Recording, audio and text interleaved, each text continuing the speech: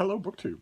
You've doubtless been following with a nervous eye the progression of the OGBG Haul Wars.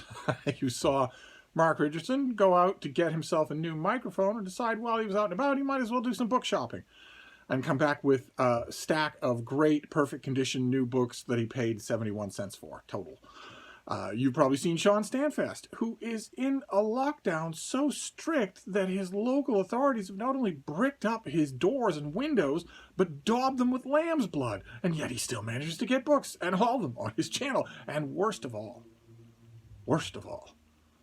when Mark invited me to a live stream on his channel, he dashed out to do a book shop first and hauled books in front of me, live, in front of the whole world, God, mother, and country. These things, of course, required a response on my part, and fortunately, or maybe unfortunately, I had an appointment bitterly early this morning in downtown Boston. I asked if it should go ahead, since America is almost certainly going to be convulsed in armed violence this week. And I was told, yeah, it absolutely should go ahead. So I went, and when I scraped together what was left of me when it was over, I found myself very close to the Brattle Bookshop. Those of you who are new to the channel, I don't know how many are new to the channel because thanks to the fact that we have unmoored our Q&As from my subscriber count, I don't know how many subscribers I have. But I imagine there are new people here. The Brattle Bookshop, you'll hear it. If you're new to this channel, you'll hear it often. It's a great used bookstore in Boston that I go to all the time. I love it. I have been going there forever and ever and ever. It's got a big turnover and a big, huge sale lot right next door to the shop that has thousands and thousands more books. Browser's paradise out there. You never know what you're going to find. And I went there today specifically to return a little OGBG Haul War Fire. So I've got a stack of books that I want to show you. Starting with a mass market murder mystery. The Brattle has a large selection of mass market murder mysteries, and in 2020 I sort of fell in love with them all over again. And have been exploring. I know now that I have a dramatic sweet tooth for English country village murder mysteries. But I will read virtually any kind of murder mystery. And I know a whole bunch of authors, not only from reading mysteries my whole life, but also from working in a bookstore. But there are a whole bunch of authors that I don't know. There are a whole bunch of authors that had 1 or 2 books, or maybe 10 books, and still flew underneath my radar. So that is so much fun. I never have enough time, but it's so much fun to just dig around and figure out who I want to read next. And the one that I picked today is an author that I know. I have read a book of his, but I have only read, I think, 2. No, I've read 3. This is Robert Barnard. And this particular book is Death of a Mystery Writer. But if I remember correctly, I'm going to check his author list when I'm done. I want to guess first. I know I read The Bad Samaritan. I thought that was an oddly unfocused thing. I think he wrote a book called Death of an Old Goat that I liked. And I want to say he also wrote one called Death by Sheer Torture that I also kind of liked. Let me see if I got any of those right. Oh no. Oh no. Oh crap. See, this is a scene of the crime novel, and all the ones they list inside the book are other scene of the crime novels. They don't list anything else by Robert Barnard. I'm pretty sure those are by him. If I remember correctly, I got them in neat little green spine Penguin mass market paperbacks about 30 years ago. But this one is about the death of a Rex Stout style murder author, and that is a whole subgenre of murder mysteries on its own, where either the sleuth or the victim or the consulting detective are writers of murder mysteries in addition to being in a murder mystery. I always find that fascinating. There are literally hundreds of books along those lines. Most famous for a modern audience being Murder, She Wrote, the whole Murder, She Wrote series, where the murders are, the sleuth is a murder mystery writer who I don't know where she ever finds the time to write, but nevertheless, I'm going to give this another try. I'm going to give this author another try and just see. I mean, everything at the Brattle is so reasonably priced that you can take a gamble there on a whole bunch of things. And I also, one of the other reasons why I grabbed this is because a gigantic BookTube event is slowly approaching.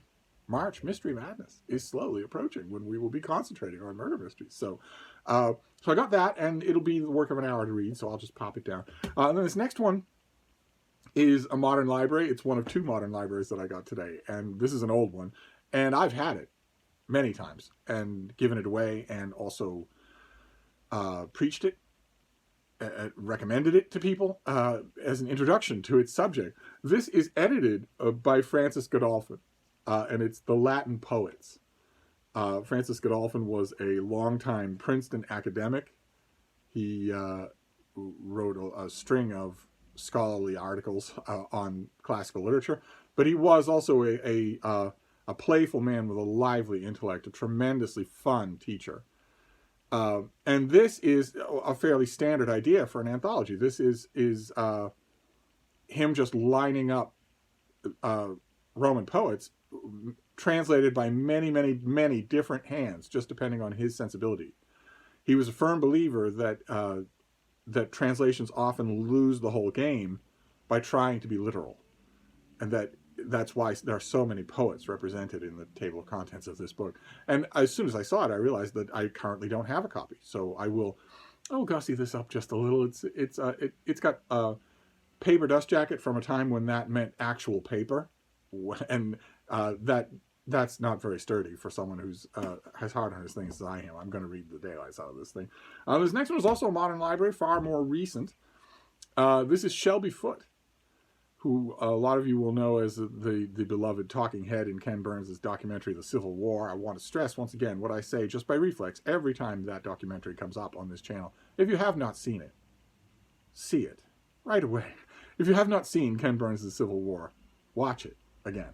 But Shelby Foote is one of the talking heads on that, and he's the one that came to epitomize the whole show. And he wrote a big 3-volume history of the American Civil War that I have as a box set. But I also want reading copies, so to speak, what Jason Harrigan refers to as reading copies of every one of those volumes. I would have them already. The box set that I have now would be the reading copies if I had bothered to keep the newer box set of hardcovers that I got from the publisher about 15 years ago. I forget, who is it, Mariner or whoever his publishers are. They did a new box set with new cover art of the Shelby Foote trilogy, and they sent me a copy very obligingly. I think I wrote about it. If I remember, I will leave a link to the review. And God knows where that box set is. I would have 2 of them now if I still had that one. But anyway, this is from his Civil War trilogy. This is The Stars in Their Courses, which he did as a special standalone volume for Modern Library when I believe he was on the board. And this is the Battle of Gettysburg, which in true Dante-esque fashion forms the exact middle of the exact middle book of his trilogy. This is just that, prized out and rounded off to make a book of its own. And I remember thinking there was something charming about that as an exercise. It isn't typically something that you can do with Shelby Foote's history. Usually it's all just a flowing river, one thing into another. But this section pulls out fairly well. I haven't read this since it since it first came out in the 90s, I think. I believe, if I'm correct, there was also another a Modern Library volume of a standalone Shelby Foote volume, just like this. I don't remember the name of it, but this one is all about Gettysburg and is a very affectionate portrait of the Confederate side. And I figure, yes, okay, I have the 3-volume box set, but I am currently looking for reading copies of all 3 of those volumes, and in the meantime, this will do just fine. It's a kind of a production in its own right. Let's see. I'm once again screwing up my ergonomics here. Let's see. This next one. This next one's going to be a bit of a tough sell for anyone who isn't Jason Harrigan, but I had to grab it. It wasn't expensive. None of these things were. I had to grab it. This is by Eugene Rice, and it is St. Jerome in the Renaissance. It's a book of chapters about how the Italian Renaissance and the Northern Renaissance received, to use the current lit crit term, the great St. Jerome, the author of the Vulgate Bible, the author of mountains and mountains of New Testament criticism that is so revelatory and thrilling and thought-provoking to read, just amazing to read. Jerome's biblical commentaries, just in general, Old or New Testament, are just amazing. And the Vulgate is still an amazing experience, and all of the stuff that he wrote in its orbit is, and he cast a huge shadow and was an enormous figure in the Renaissance. And I saw this thing at the Brattle and thought, I'll get it because I'm absolutely fascinated by St. Jerome. And when I get back, I'll have to make sure to check the table of contents to see if Erasmus is in here, because Erasmus was was joined at the hip with St. Jerome. St. Jerome was the leading passion of his whole life. Not just a critical and editorial exercise that made Erasmus a lot of critical acclaim in scholarly circles and a fair amount of money, but also a kindred spirit. Jerome did not believe that the sacred documents of Christianity were noli me tangere. He didn't believe that the Holy Ghost said, don't touch these things, don't study them. Instead, he believed just the opposite. He thought that the state of Christian documents in his own time, centuries and centuries and centuries before Erasmus, he thought that the state of those documents in his own time was deplorable, and set about to correct that. And it was that mind frame that what Erasmus always used to say, ad fontes, back to the sources. It was that mind frame that totally informed the Italian Renaissance and the Northern Renaissance, and that was the watchword of Erasmus's whole life.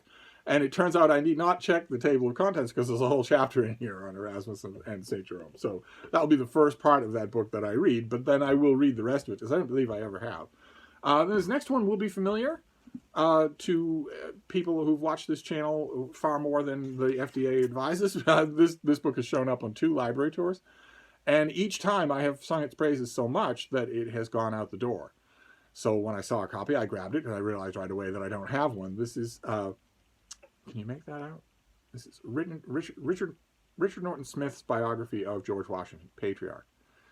One of the smartest and one of the best books on Washington in a sea of Washington books. In fact, I noticed today that the Brattle must have recently bought a library of somebody, because they went from having 5 or 6 books on George Washington to having 50.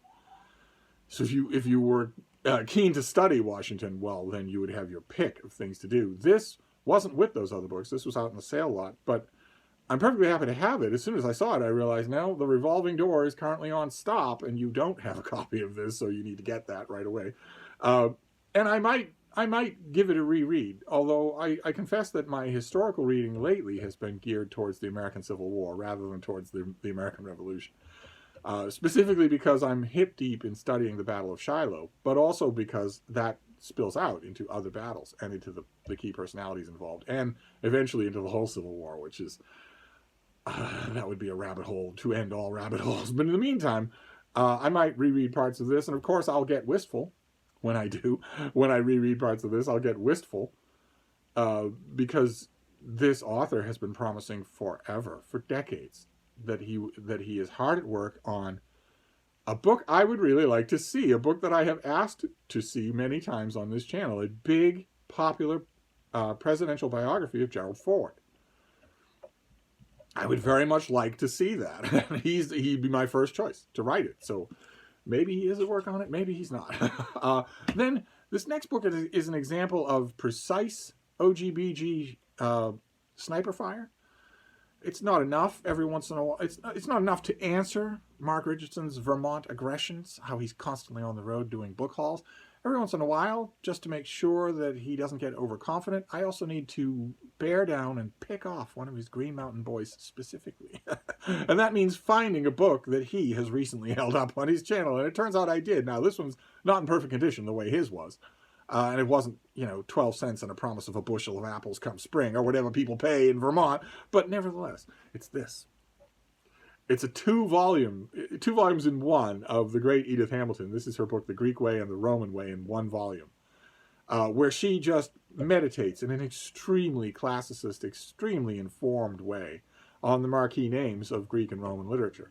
And I have had each of these volumes a million times. Some of you will remember, if you're in America, you'll remember the little mass market paperbacks that used to exist. The Roman Way, I think, was red, and the Greek Way was blue, and I had those things.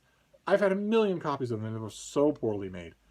Those mass market paperbacks were so poorly made that you could barely get your way through manhandling and writing in one of them before it fell apart. You had to get another one and transfer all the writing. I don't know how many times I've done that.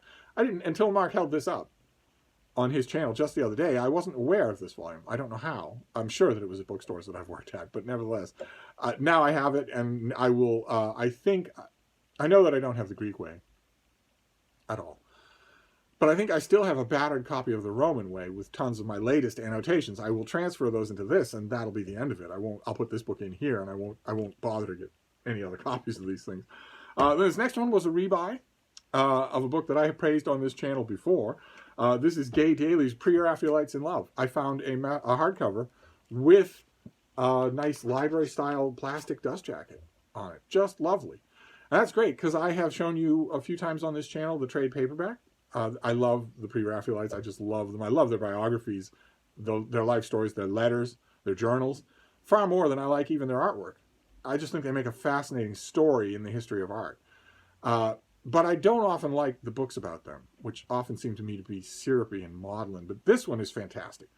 And I have the trade paperback of this, which I have reinforced 6 ways from Sunday. It's still ready to fall apart, because I go back to this a lot. And I had given up all hope of ever finding a hardcover, and here it is.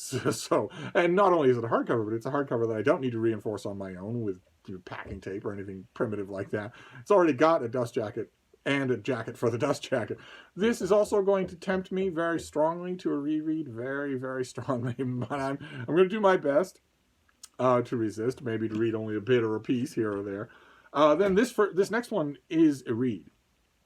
I have read it only once before, probably 50 years ago, and I very much want.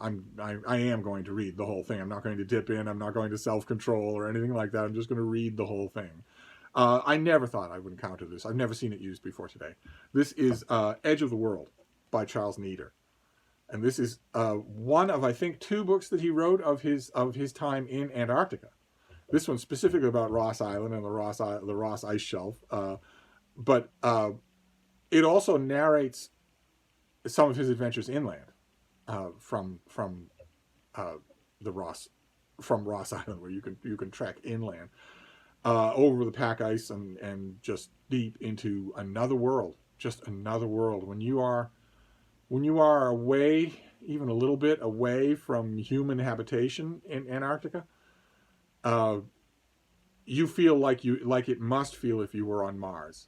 That it must be something like what it feels, completely lifeless, completely empty, and completely hostile in an alien way. The gravity doesn't feel right, the light doesn't look right, and of course there's the unearthly cold. Even the atmosphere. It feels very much like what it is, which is that you're on the bulging tip of an oblate spheroid. You're practically in the atmosphere. You're practically outside the atmosphere. I have spent time in a lot of the same places that Charles Neater did, including Mount Erebus, which I have been to. And it's every bit as forbidding as the name sounds. And I believe this is the book where the author narrates the helicopter crash that he had on Mount Erebus, that he managed to survive. Most of you will know this author's name from something else completely. You won't know it from his traipsing around Antarctica. You'll know him from Mark Twain. He literally made a whole career out of Mark Twain. He edited the first real popular modern edition of Mark Twain's autobiography. Nothing like those huge volumes that you saw recently, but still, it engrossed the reading world. And he went through everything else. He did, I think, 2 biographical books of Twain. He did anthologies of everything in the world. I have one of them in this room, Mark Twain's Travels, where he goes through Mark Twain's mountain of travel writing and prizes out some really, really good bits. Gives you a great introduction, great notes. I love that volume. Even though I have Mark Twain's travel writings on their own, I still go back to that volume because it's fantastic. And I'm really hoping, typical Brattle Bookshop hope, I'm hoping that the appearance of this book is not an anomaly. I'm hoping that whoever got rid of this to the Brattle, whether they died or thought better of their book buying choices, had other things by this author, other Mark Twain anthologies, his Mark Twain biographies, maybe the other Antarctica books that he wrote. If he wrote 2 other books or only 1, but I'll take everything by this author. And I'm hoping that this isn't the last thing that I see, but I'm going to reinforce it and read the whole thing. That definitely is. Don't need to worry about self-control when it comes to that. And a lot of these things, of course, that is the goal here with Brattle Bookshop trips, in addition to returning fire in the OGBG Hall Wars, is to find keepers. To fill this bookcase here and the little nooks and crannies in the rest of this room with keepers, with things that are coming here into the little book room and aren't going anywhere else. And I'm not going to cycle through and get rid of. Some of them That's not true. Some of them I will cycle through and get rid of, but not all. I'm looking. There are quite a few here. Like, for instance, that Norton Anthology of Poetry that we saw the other day that's here on the wall. I might cycle through that. I could see that. Or Wilderness Empire by Alan Eckhart. I reread that, really study it, get a sense for all the stuff he's doing in it. I might then get rid of it. And a bunch of other stuff, but the goal is to keep more than I get rid of by far. And that definitely applies to the last thing on our list here. The last thing I found today was the find of the day. It was in really rough shape. I had to reinforce it as soon as I got back here, or it would have fallen apart completely. And it's coming in this room after a loving reread. This is, I believe, the only Helen Hokinson book that I didn't have. This is called The Ladies, God Bless 'Em. And Helen Hokinson was a great New Yorker cartoonist. I've made mention many times on this channel my love of New Yorker cartoons. And she is probably my favorite New Yorker cartoonist. She had a very particular thing that she did. I don't imagine many of you will know this name or know anything about old New Yorker cartoons, but she had a very particular thing that she did. There was a particular species of American wildlife for whom she was the John James Audubon, and those were trust fund dowagers from upstate New York, from Larchmont, from Westchester, who wore ridiculous hats and were well-fed, had ostentatious mink coats and tiny little dogs, and who had an imperious, somewhat quotable way about them, but were always innocent. The one thing about Hokinson ladies is that they are complete innocents. And they took off at a time in American history when innocence was badly wanted. And they are wonderful. They are absolutely wonderful. I don't know how close my other Hokinson books are. Yeah, here they are. They're right here. The anthology that she made of them was called My Best Girls. And she made one other anthology, and there was a big collected. This anthology was in press and ready to go. And I don't know that a lot of what she did is even translatable. I'm not sure.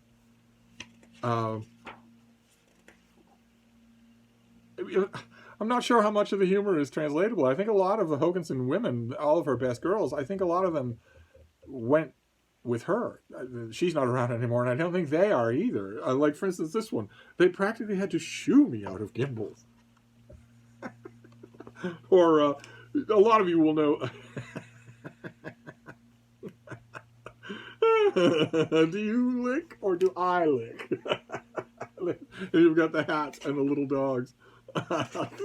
There's a whole section in here, in fact, on there's a whole section in here on a dog show. I believe, if I remember correctly, it's near the beginning. Yes, yeah. There's a whole. Her ladies go to dog shows, of course they do, and they all have the most quotable, adorable things to say. There'll be Helen Hokinson cartoons in every New Yorker anthology that's ever been done or that ever will be done. So some of her cartoons are far more famous than others. But this one, for instance, is a woman at a dog show, and the caption is, "Mopsy and I are getting terribly fat up in Darien." And this anthology was ready to go when Helen Hokinson died. She died in a plane crash that killed a whole bunch of other people too. Caught everybody by surprise, and ripped away a part of the innocence that her best girls always conveyed.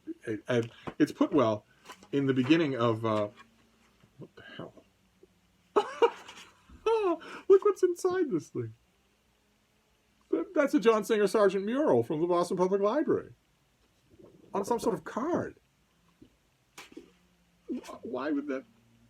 Boston Public Library Employees Benefit Association is stamped on the back. The Boston Public Library's Employee Benefit Association. I don't think that association exists anymore. Okay, that's odd. All right, so this didn't travel far. This was right here in Boston the whole time. But John Mason Brown writes a foreword to this thing and says, when his old friend William Archer died, Shaw, that's George Bernard Shaw, writing for once completely from the heart, confessed the impoverishment he felt at the idea of returning to an Archerless London. I still feel, he added, that when he went, he took a piece of me with him. All of us, if only we have lived long enough, have been wounded beyond healing by similar losses. All of us, as the years slip by, face increasingly the problem of living with the abiding subtractions of death. These create gaps which cannot be filled and leave us suddenly lonely in the midst of crowds. A few weeks back, when Helen Hokinson was among the 55 needlessly snuffed out in an air crash over Washington, thousands of us experienced once again this dreaded sense of deprivation, even though ours had not been the privilege of knowing her personally. He goes on to say that she's not entirely gone because she left behind her best girls. These immortal cartoons that are so wonderful. They are just so wonderful. That's entirely true, that feeling. And I want to read you one other thing. James Reed Parker writes a brief, it could go on a lot longer and I would be happy, a brief memoir of her. And he gets to the end. I want to read you the end of his little memoir of her. She phoned a few days before she was to go to Washington.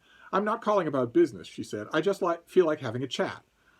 Her playwriting problems were very much on her mind, and she described them at length. "By the way, I'm still trying to get rid of the 10 pounds I put on at your house," she said at the end. "Tell Ruth. The sea air gave me such an appetite, and the food was so wonderful that I succumbed and enjoyed myself like—" Helen groped for a phrase that would be sufficiently descriptive and found one.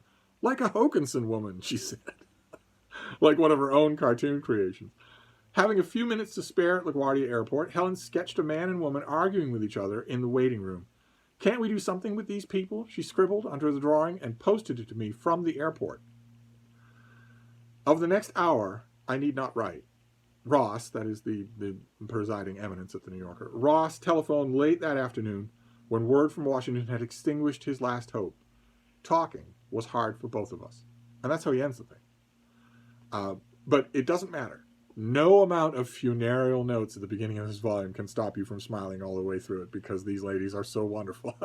I wrote about Helen Hokinson's ladies at one point or other, and if I remember and can find it, I will leave a link down below. But I don't think there are any more Helen Hokinson collections out there. This was the find of the day. I thought I was done with them. I don't think there are any that I don't have. So that was great. It was absolutely great to find, even though it was almost falling apart. So that was my Brattle Return Fire book haul here. There's The Ladies, God Bless Them, by Helen Hokinson. There's The Edge of the World, Ross Island Adventures, by Charles Needham, who will be far better known to those of you, and the few of you who know him at all, for his connection with Mark Twain. Then we have Pre-Raphaelites in Love, in a hardcover, at long last. So I don't need to worry about babysitting my paperback copy. Then The Greek Way and the Roman Way, in one volume to keep Mark Richardson on his toes. Then Patriarch, one of the only biographies of George Washington that I would actually recommend. Then we have St. Jerome in the Renaissance. This has already a crack in the spine. It's not going to last. It's not going to survive more than the one reading, but I will read it with great enjoyment anyway. I spent many, many an hour with St. Jerome.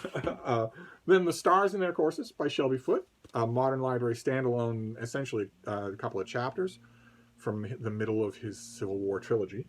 Then we have The Latin Poets by Francis Godolphin. Frisco.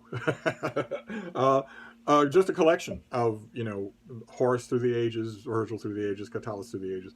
And finally, The Death of a Mystery Writer by Robert Bernard. I'm going to have to check my records and see what other Robert Bernard books I have read. But I know that they haven't been firecrackers. I know that. I wouldn't need to check my records if they had been. We'll see. Maybe I was in the wrong mood, or maybe I wasn't getting what he was doing, or whatever. I've heard from many, many mystery fans that he's an extremely intelligent writer.